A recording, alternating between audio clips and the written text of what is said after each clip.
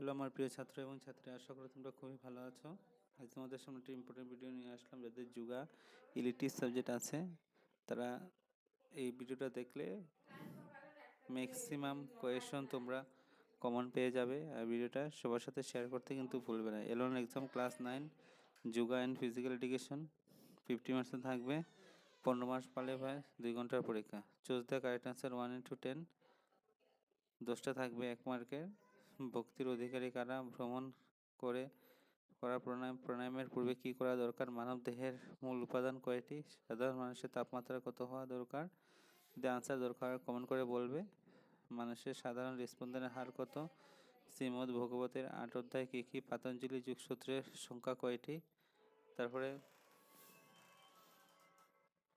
অপরাভক্তি কয় প্রকার? বিএমআই বাহির করার সূত্র আসবে পরীক্ষাতে। Upper weight index, lower weight index কি? প্রাণায়াম শ্বাস প্রশ্বাসের মধ্যে পার্থক্য কি? নিষ্কাম কর্ম বলতে কি বুঝো? পশ্চাৎ প্রাণায়াম বলতে কি বুঝো? প্রাণবায়ু বলতে কি বুঝো? ব্যাখ্যা করো।